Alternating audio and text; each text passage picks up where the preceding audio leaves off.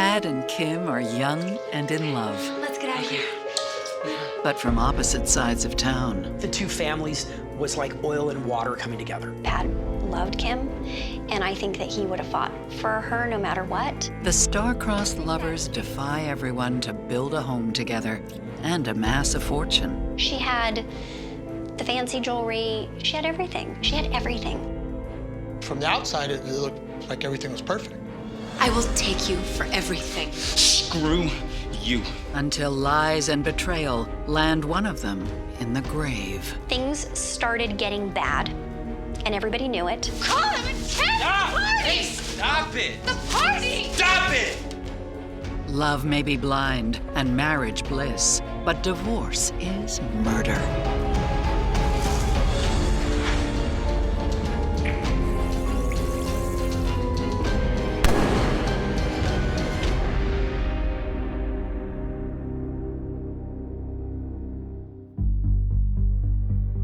Las Cruces, New Mexico is known for its staggering beauty, with the desert on one side of town and mountains on the other. We're the second largest city in New Mexico, but we are also still a small town. This small town is home to 18-year-old Pad Guffey. He was a really good-looking guy. He came from money, and he was kind of a smooth talker. He was a good guy. This place is crawling with North Valley losers. He's also from the south side of Las Cruces. So there was a pretty big rivalry between the north side of town and the south side. You were either North Valley or you were South Valley. Who is that? She's North Valley, dude. Forget about it. Kim was a cheerleader at Mayfield and very popular. Always smiling and then just like your classic hot cheerleader. This is so not a good idea. Growing up, I don't feel like we ever felt like anybody was any better than anybody else, but there was definitely a divide. That divide is the reason Pad has never seen or met Kimberly Hansen before. How's it going? What can I get for you? How about your phone number? Let's see how you tip. When he first saw her, he was just mesmerized, like, oh my gosh, she's beautiful. It was kind of, mystical because neither one of us really had many friends or girlfriends from Mayfield High School. Hey, come on, let's go, dude. Let's go. Come on, let's go. Come on, let's go, bud. Let's go. Get in the truck. Don't worry about it, guys. It's good. Let's go. We're getting out of here. I'll be back. Get in the truck.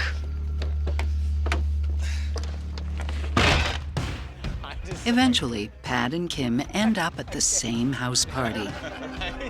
We were drinking beers and whatnot, whatever. It was high school, it was harmless high school fun.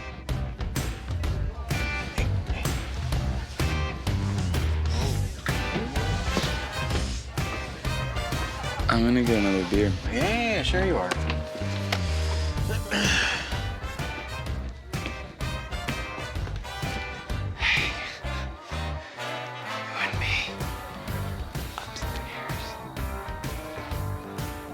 Pad and Kim were gone. Like, where did they go? And so I was looking for Pad, and I kind of grinned to myself thinking, oh, that dog, he's with Kim. They slipped off somewhere. And about that same time, the guy that she was there at the party with was looking for Kim.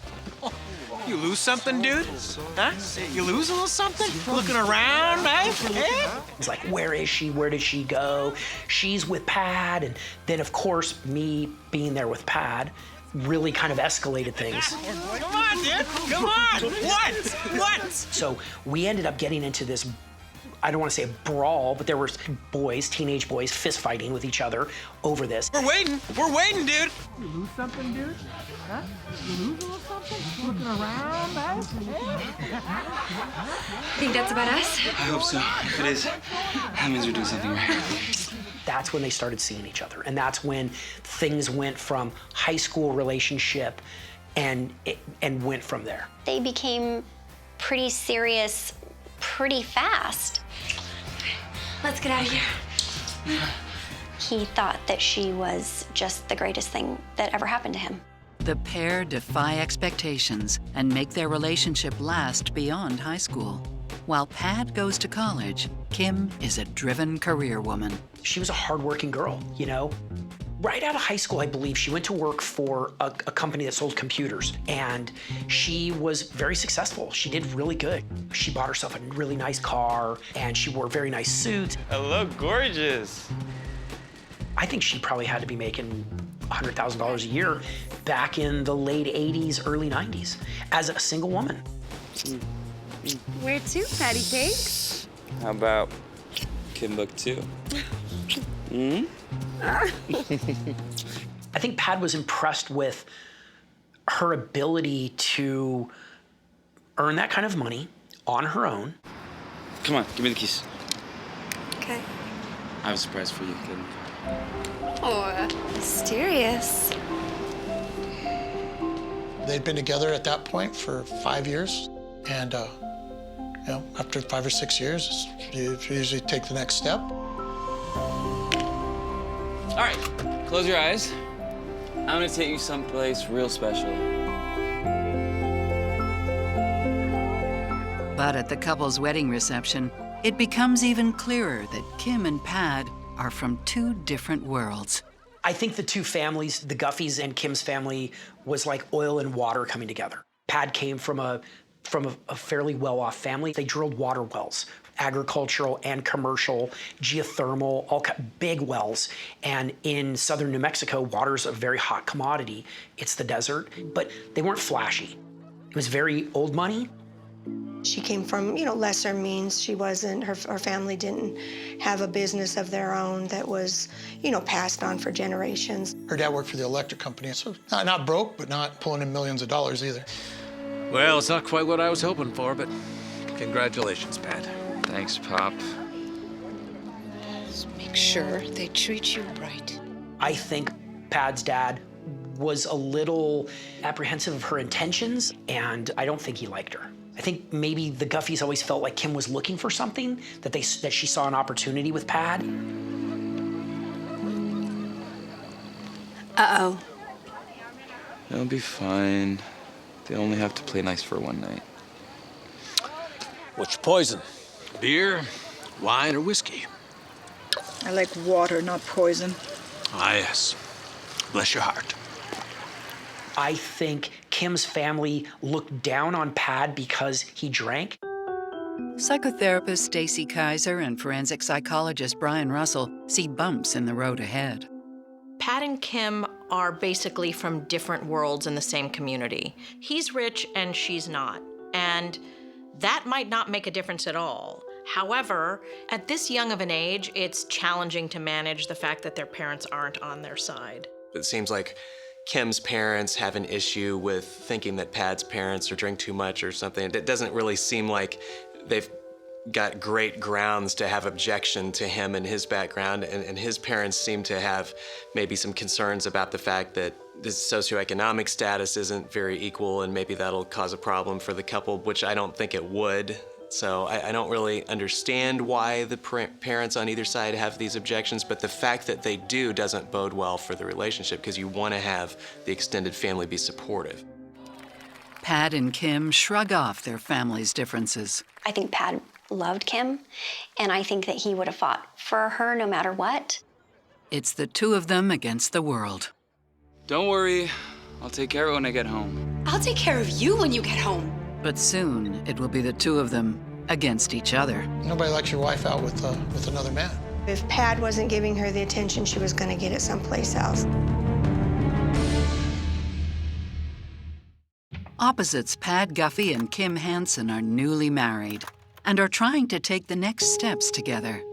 That's just that time in life whenever you start thinking about, okay, what's next now? Move, get a job, get married, have kids. Nothing, again.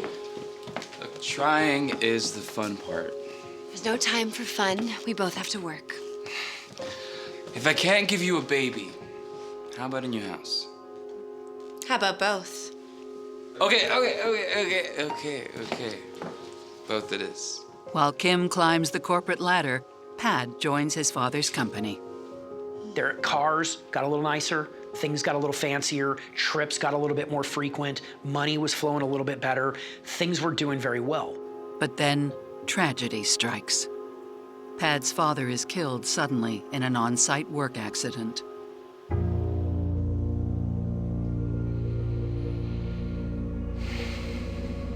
It crushed Pad pretty severely. But I think there was a lot of pressure on Pad to take over the business. And being an only child, it was expected for him to do that. It was an important thing that his grandfather had owned it, his father had owned it.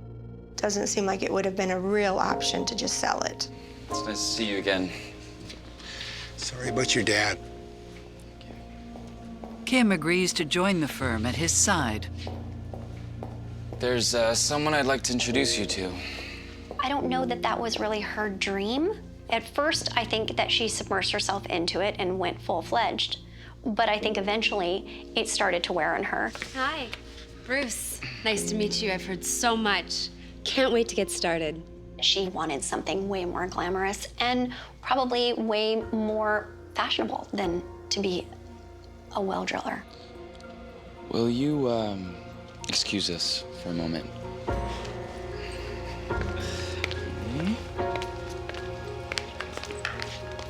What is this about? She traded the engagement ring that he gave her for one of her choice and didn't tell him, didn't mention it to him, didn't discuss it with him until after the fact. Honey, it's just a little upgrade. A little upgrade? We should have talked about this. It's my ring. I'm the one who has to wear it.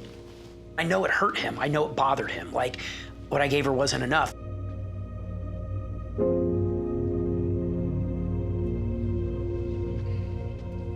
When I see Kim take back the original diamond and trade up for a larger one, I'm surprised and concerned. I'm surprised because Kim is the one in the couple who comes from the more modest background. And so I would expect her to be appreciative and actually to feel that the original diamond was something really great. And then I'm concerned because she seems to be trying to almost erase that more modest background. Kim decides that she's going to swap out the diamond in her ring. And I view that as a fundamental lack of respect. I think the message she's sending is, what you gave me isn't good enough. I don't really care how you feel. I care about how I feel, and I'm going to feel better with a bigger ring. This is the first time I see something that suggests to me that she is pretty materialistic. And for somebody like Pad, I think that should be pretty concerning, given that he's the one that's coming into the marriage with the greater resources. Despite his hurt feelings, Pad eventually gives Kim what she's always wanted, a baby boy they name Cody. He loved his son. He worshiped his son. He thought he was amazing, but he wasn't a super hands-on dad. Okay. I'll do it. No, The new baby seems to drive the couple even further apart.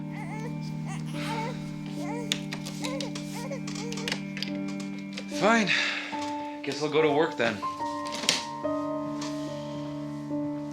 Having children changes the dynamic in any relationship.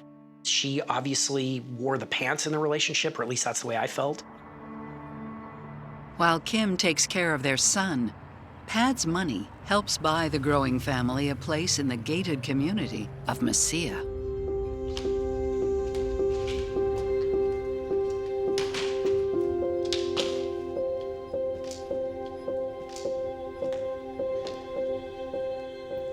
Man, it was absolutely gorgeous.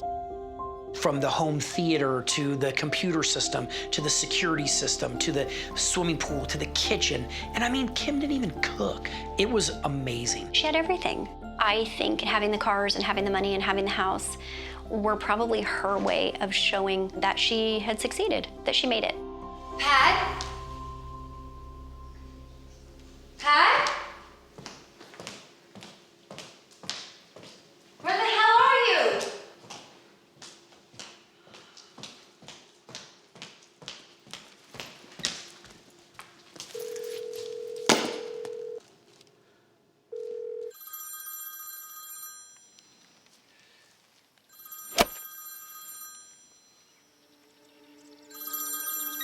Hello? Patrick Duffy, it is our moving day. And you're not here. When they built the new house and they moved in, Pad was supposed to be there for the movers, but they went to play golf. Yeah, I'm coming home soon. It seems giving his family a beautiful house also gives Pad license to do what he likes. You're supposed to be here. I have to go pick up Cody in 20 minutes, and I am alone and surrounded by boxes. Don't worry, I'll take care of it when I get home. I'll take care of you when you get home. It is possible that she felt that he was neglecting his family life.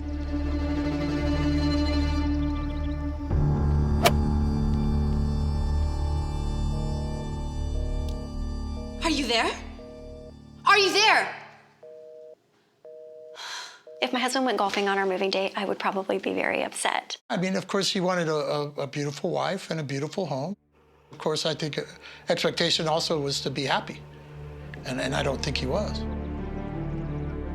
And that lack of happiness is just the first stop on the road to marital hell. Sometimes it's not what you do, it's how it looks. I know it went nuclear in about 2 seconds. Pad and Kim Guffey seem to love the perfect life they've made together, but they're struggling to stay in love. Hey! Pad's behavior is not helping. I am gonna make a toast.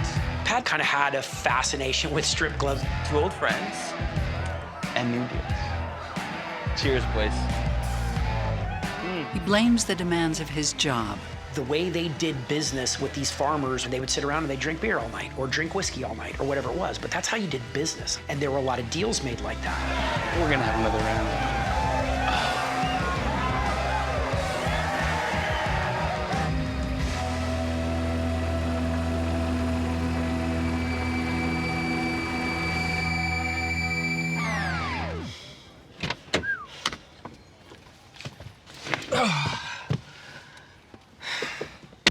Why are you even here? Because I have clients. Oh, you wanna know why? When's the last time we had sex? When's the last time you touched me? You think acting like this is gonna warm me up? Warm you up? Please. On more than one occasion, he told me that sex was non-existent. With their marriage faltering, Kim explores the idea of starting a new design business. So, I was thinking something a little more bold for your office. She started her own house decorating company. She was very talented, and there's no question about it. She had a really, really good aesthetic. Jeez, Kim, you have great taste. And takes on a new client, Georgie. She did the designs for his house, and it was like a little bit unusual how much time and effort she put into that. Georgie had a thing for her. You could see it. I mean, he was obvious about it.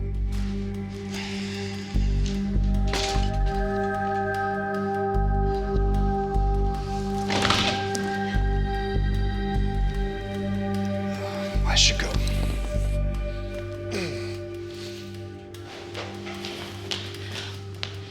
Only after I show you the upholstery in the study. I really don't know what was going on between Georgie and Kim, but it was suspicious. Hey, man. Yeah, I just saw her with Georgie. What do I do? There was more than one occasion that he wanted to know what he should do, to the point of tears. I mean, like cried. I mean, we cried it out on the phone. Things come to a head on Kim's 36th birthday. So Pat's gonna throw her birthday party. He rents the bar for a Friday night. Hi, you came. Georgie shows up. I'm not sure how he got in. I know Pat didn't invite him. So he pulls her chair out. On one side, I'm just looking at him like, God, you're such a weasel. Whiskey, tonic with a lime twist for the lady. You remembered. He orders for her. Hey, boy, you're not on a date. That's Pat's wife. Absolutely. Pat's not that happy about that. amazing. I can't believe you. Georgie. Hey! Yeah. Hey! The hell are you doing here? Your wife invited me.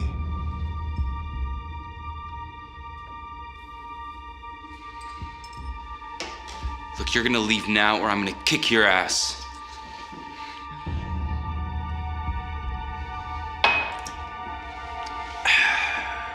I like to see you try. So people get in the way. The bouncer goes to throw Pat out. So he gets thrown out of this party he paid for. He did get kicked out of the bar that night.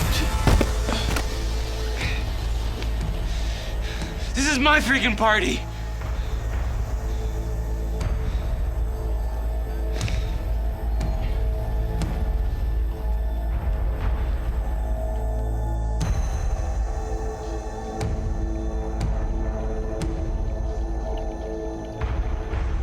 How did you get home?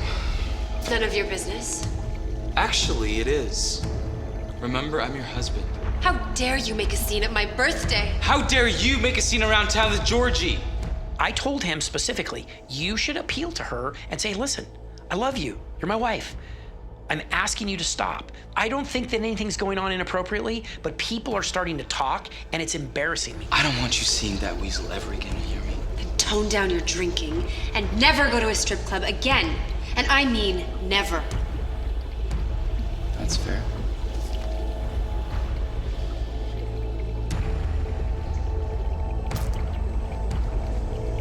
But you're still sleeping on the couch tonight.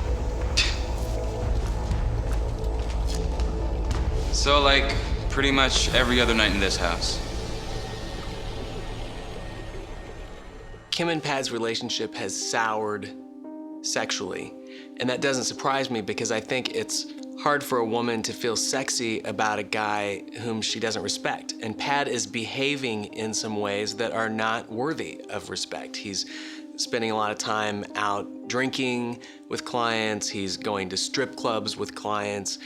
And at the same time, Kim is behaving in ways that I think are inappropriate with Georgie also, and it seems to me almost like she's using that as kind of a bargaining chip. Like maybe then we can come to an agreement that you'll stop doing that and I'll stop doing this. At this point, it really looks like their relationship is deteriorating. And yet, when things begin to come to a head and they have a fight about this, and they both decide they're gonna get rid of those outside relationships, I begin to see some hope for them. They're actually coming together as a team, and they're working together to solve their problems. Pad keeps his promise. For a while.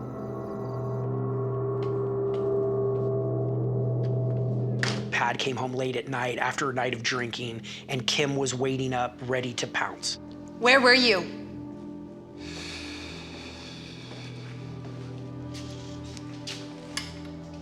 I said, where were you? Clients. Farmers don't drink until 3 in the morning. Fine. You want to know where I was? I was with somebody else. With? I had sex with somebody else. Pad's decision to have a one-night stand was based on his lack of physicality with his wife.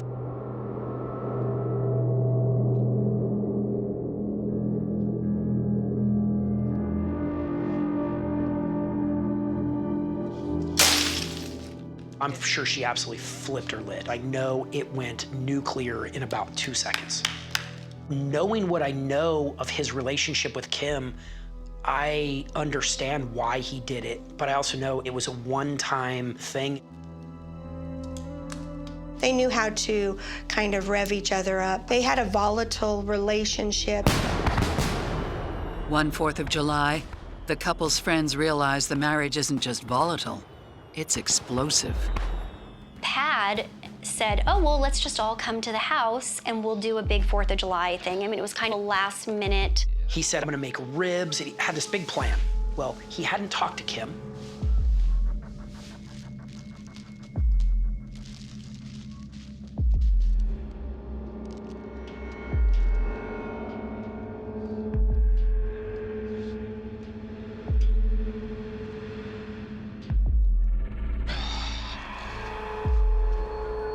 We're not having a party. It's too late, it's on. So cancel What? the party. No.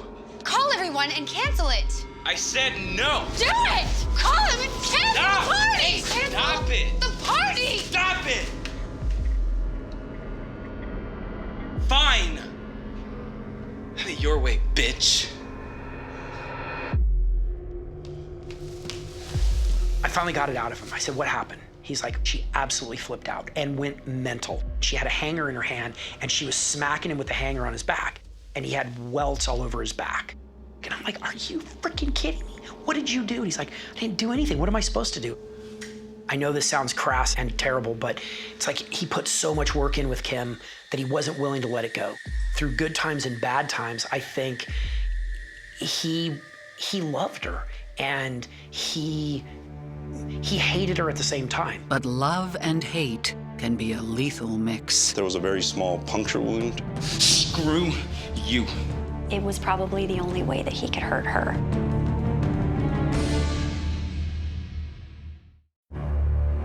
After the fights between Pad and Kim Guffey escalate to the point of violence, the two keep their distance from one another.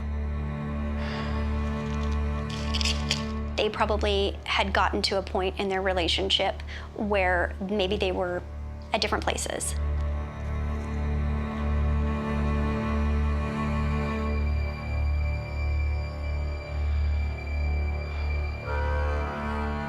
Kim focuses on a new friendship with a parent from their son Cody's bowling league.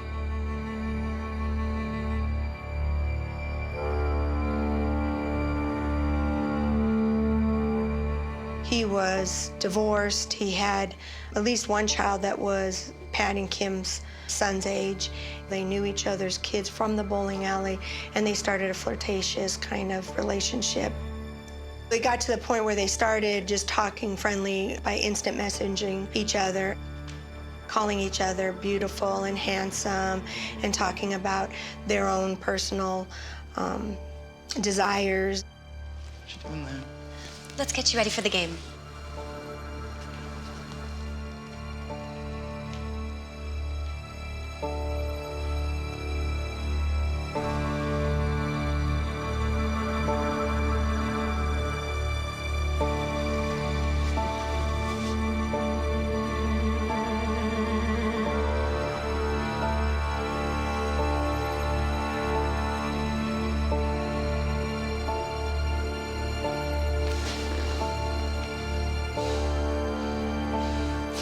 I want a divorce. Fine. But if you leave me, I will take you for everything. Screw you.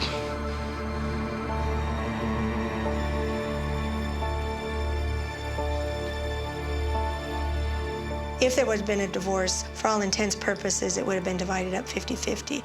That would have been devastating to his business and a big economic loss.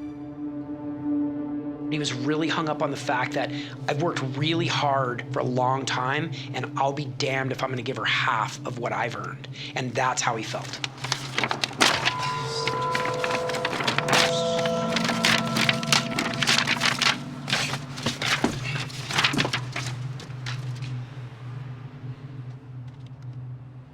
He went to 2 or 3 attorneys in Las Cruces and gave them $5,000 retainers and said, you are now my attorney, so that she comes, you cannot represent her.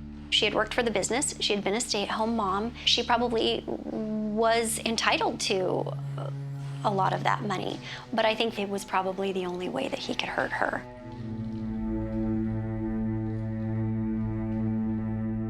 Things have really escalated with Pat and Kim. It's reached a point where divorce is being discussed, lawyers are being retained, there's threats about money. It seems like Kim has kind of used this style consistently, where she's kind of gone from 0 to 60 fast when she's gotten upset about things. Pad seems like in the beginning of their marriage, he was a little bit more of an acquiescer, but now over time, he seems to have sort of almost adopted her style, and that makes me think that he's built up a bunch of pent-up rage. As far as I'm concerned, There is no hope left. This relationship is going to end. The question is, who's going to end it and how?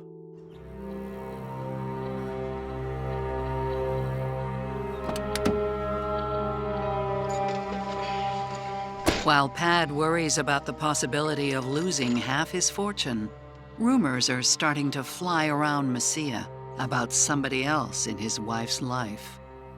I had heard it was some personal trainer. That's it. A neighbor had said that it was kind of funny. Every day, Pad's truck would leave the house and somebody else's car would show up. I heard that the car that was coming and going in the mornings and in the afternoons was the personal trainer. Again, Las Cruces being a small town, people talk and people noticed, and I think people saw things. Is it idle gossip or damning truth? During a weekend visit from Pad's mom, tension is at an all-time high.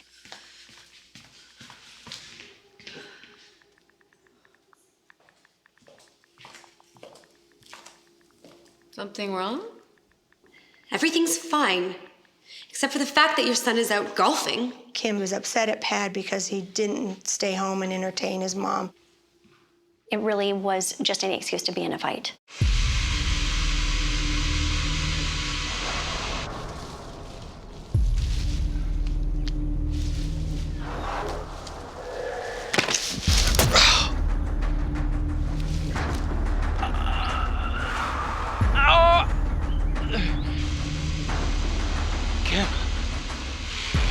Oh my God!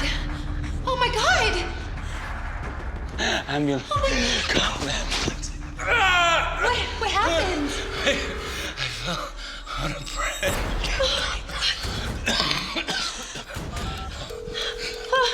You have reached 911 emergency. I have an emergency.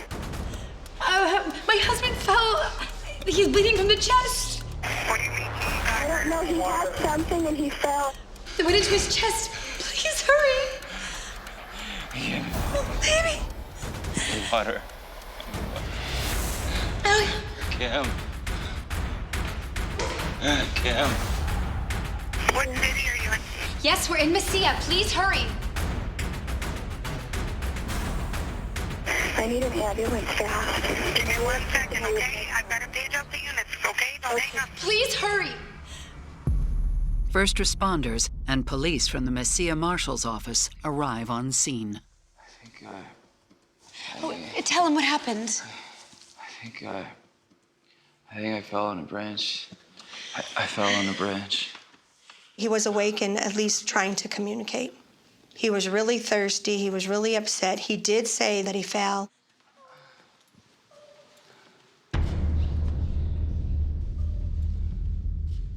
I don't believe they thought it was serious due to the fact that the puncture wound was so small and they were treating it as an accidental injury.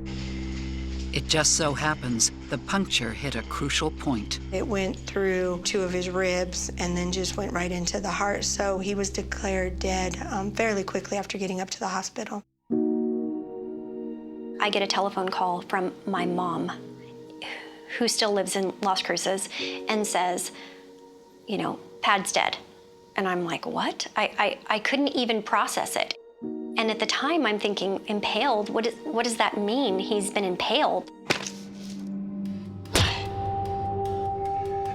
You know, it was just this tragic accident. We don't know what happened. Like, was he landscaping? Was he on, like, a cherry picker? Like, was he on the rig? Like, how do you fall on a tree branch?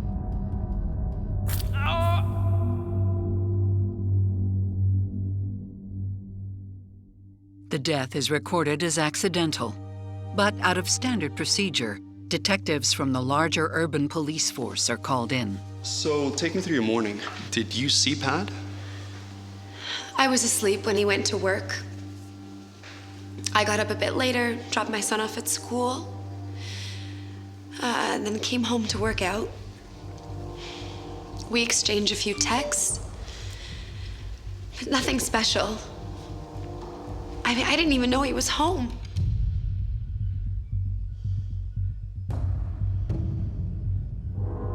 And I came into the kitchen to make a smoothie, She says that he surprised her when he walked in and that he already had this injury. Kim! Oh my God! Ambulance. Oh my God! What happened? And I could see blood coming out of his shirt, but it didn't look that bad. She just didn't realize that he was hurt that bad. He tends to overreact, she tells them. And then, of course, he dies. And she's very cooperative. I cleaned up a bit.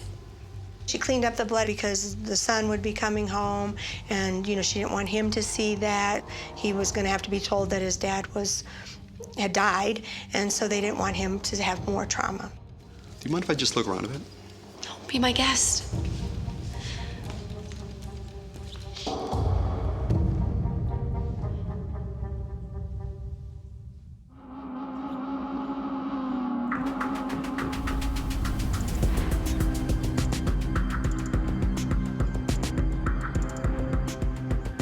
The investigators weren't able to locate a branch or any type of equipment that he was using for yard work.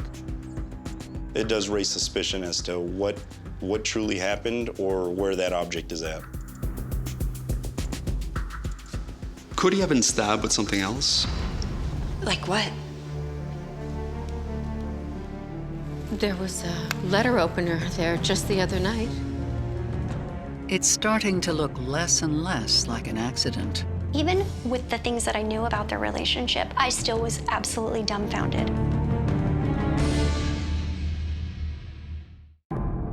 Pad Guffey is dead in an apparent fluke accident when he falls on a branch and it goes through his heart. But investigators start to doubt the story told by Pad's wife, Kim, after one of his employees says they saw him around 10 a.m. on the day of his death. One of the employees stated Mr. Guffey appeared to be angry. And then he actually went and got in his car, sat there for a little while, continued a conversation on the phone, being animated with his hands, and then just disappeared. That worker thought that he had gone to another work site. But instead, he went home. Kim is interviewed another time and is asked again about her communication with Pad that morning. So you were just texting Pad that morning? Actually, I think we talked on the phone. It was kind of a long call. It might have been about 20 minutes, maybe. She realizes that they were going to get the phone logs, and so she has to now clarify that lie. And so she does admit that they were on the phone. So there's back and forth conversations. He was angry with me. He'd heard some gossip, and he was upset.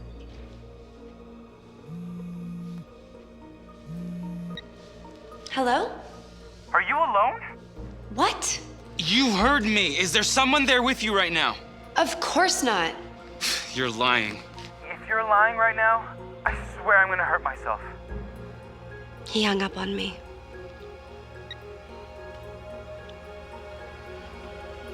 Maybe he tried to hurt himself to prove a point.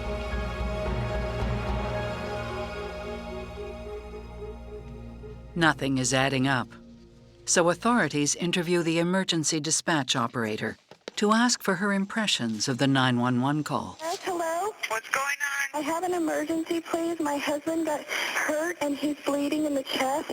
The 911 operator informed us that we should listen to the whole 911 tape. Every time anyone calls 911, it automatically starts recording while the phone is ringing. At that point, I think I had 17 or 18 years of being a prosecutor here in Doña Ana County, and I never knew that they tape recorded when it was ringing. Please don't send me to the cops. I fell, please.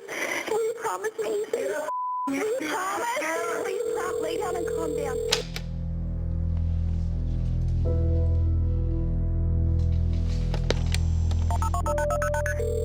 In the car, please don't send me to the cops.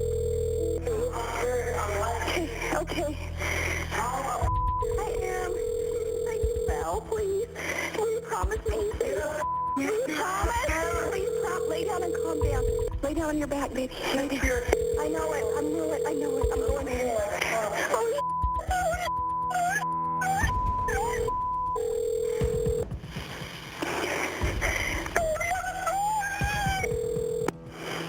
You have reached 911 emergency. I have an emergency. The gal court. Please hurry. A high volume. My husband is hurt. He's bleeding. I don't want you to die, baby. Calm down. Lay down and relax. What can I do? 911 operator will be on the line as soon as possible. I know. El operador tomará su llamada lo más pronto posible. You're listening to it, you hear that slip up at the very beginning where she says, I just stabbed my husband. And of course, it's in the car. Please don't tell anyone. She's talking about the weapon that she used to stab him, that she had put it in the car and that it was not in the house, so nobody was going to see it. Please tell him it was an accident. With that call, investigators have a good idea of what may have happened that tragic morning. Kim and Pad start fighting after Pad becomes suspicious his wife isn't home alone. Hello? So, are you alone? What? You heard me! Is there someone there with you? Something made him get in the car and go there on the spot. I really don't know if there was someone else there or not, but it could have been the personal trainer. Kim, don't me. Is there someone there with you? Actually, he just left. She was telling him about a relationship she was having, an emotional type affair, if you will. And I think that he went home to confront that and see if it was true. I'm done.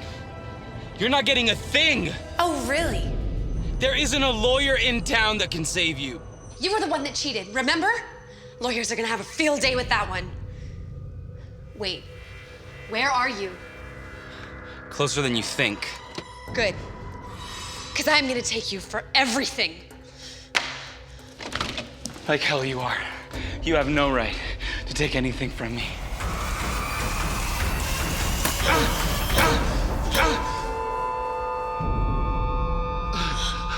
What did you do? What did you do? Oh my God, I'm so sorry.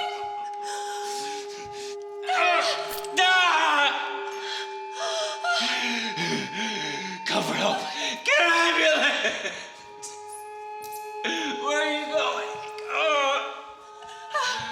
We do believe, based on the nature of the crime, the size difference, that she had to attack him fairly quickly and very unexpectedly, because otherwise Pad would have been able to fight her off. So it was an ambush. She stabs him, pulls it out, then takes time to go out to the car, moves the weapon and puts it out there, and then calls 911. Where did you... Where did you put it? In the car, please don't send it to the car. Promise me. Lay down on your back, baby. Lay down. I'm going to... If you listen to what he's saying when he's yelling at her, please call for help, please get me help, I'm thirsty. Like, I think he thought she wasn't really calling for help.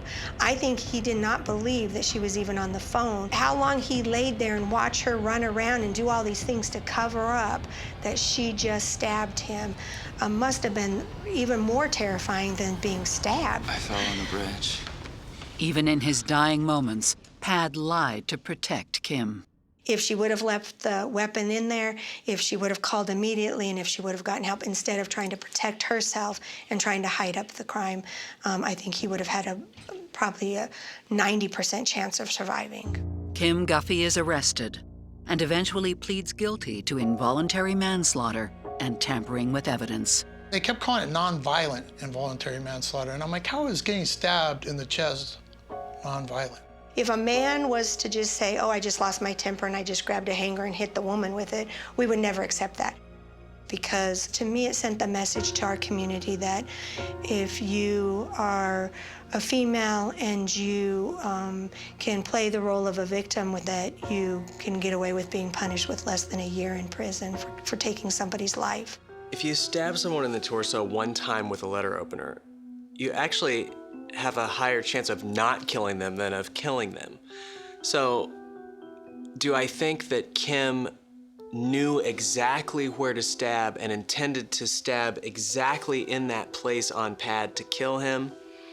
No, I really don't. That said, I think she intended to stab him, and that created a gross risk of lethality. It appears to me that She may have not intended initially for him to die. However, she did take time to, do a little handiwork and move things around and not call 911 immediately. And that makes me think that she was thinking to herself that she may have a way out. She may not have to divorce him. She may be able to keep everything, and he might just die.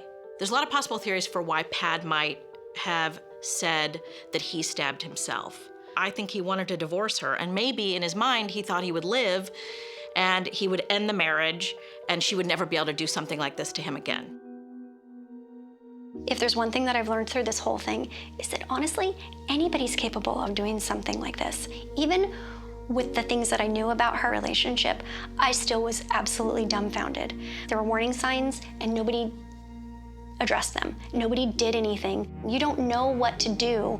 The way that everything went down, it's really tragic. And honestly, from the perspective of Pad, he deserves a voice.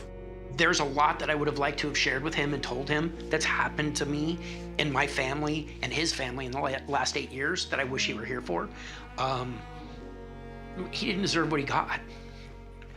I have a hard time, I can't take his name. I can't take his name out of my phone because then I feel like he's gone.